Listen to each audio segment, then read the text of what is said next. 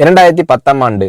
அப்போது திமுக ஆளுங்கட்சி, அம்மா அவர்கள் எதிர்க்கட்சி. ஒரு பெரிய மிரட்டல் விடுத்து அம்மா அவர்களுக்கு எதிராக மதுரை மாவட்டத்தில் பல இடங்களில் போஸ்டர் ஒட்டியிருந்தார்கள். அந்த போஸ்டரில் அம்மா அவர்கள் மதுரைக்கு வந்தால் திரும்பி செல்ல மாட்டார், மதுரைக்கு அம்மா அவர்கள் வரக்கூடாது என்று மதுரை மாவட்டத்தில் பல இடங்களில் அந்த போஸ்டரை ஒட்டி பெரிய மிரட்டல் எல்லாம் கொடுத்தார்கள். அதேபோல் ஜெயா டிவிக்கும் மிரட்டல் தொலைபேசிகள், மிரட்டல் கடிதங்கள் வந்து கொண்டிருந்தது. ஜெயா டிவியின் செய்தி பிரிவினர் இந்த மிரட்டல்களை பற்றியெல்லாம் தியாகத்தலைவி சின்னம்மா அவர்களிடம் சொல்லி அம்மா அவர்களின் கவனத்திற்கு கொண்டு சென்றார்கள். அம்மா அவர்கள் துணிச்சல், வீரம், கம்பீரம் இவற்றின் ஒட்டுமொத்த உருவம். அதனால் புரட்சி தலைவி அம்மா அவர்கள், நான் மதுரைக்கு போய் தீருவேன், பொதுக்கூட்டத்தில் பேசியே தீருவேன், எது நடந்தாலும் எதிர்கொள்கிறேன் என்று சொல்கிறார்கள்.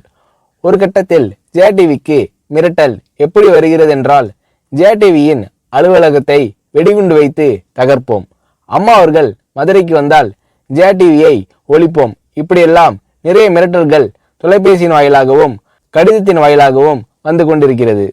இந்த மிரட்டல்களை எல்லாம் கடந்து அம்மா அவர்கள் மதுரைக்கு சென்று பிரம்மாண்டமான பொதுக்கூட்டத்தில் லட்சக்கணக்கான மக்கள் மத்தியில் எழுச்சி உரையாற்றும் போது, ஒரு எதிர்க்கட்சியின் தலைவி என்ற முறையில் என்னை நீங்கள் மிரட்டுங்கள், ஒரு எதிர்க்கட்சியினை நான் நடத்துகிறேன் என்பதற்காக கழகத்தை மிரட்டுங்கள், ஜெயா டிவியை எதற்காக மிரட்டுகிறீர்கள், ஜெயா டிவியின் அலுவலகத்தை நீங்கள் தகர்ப்பீர்களா, ஜெயா டிவியை நீங்கள் ஒழித்து கட்டிவிடுவீர்களா, பார்க்கலாமா, ஜெயா டிவியை ஒழித்து கட்டிவிட்டால் என்னுடைய அரசியல் குரலை ஒழித்து விடலாம் என்று கனவு காணுகிறீர்களா?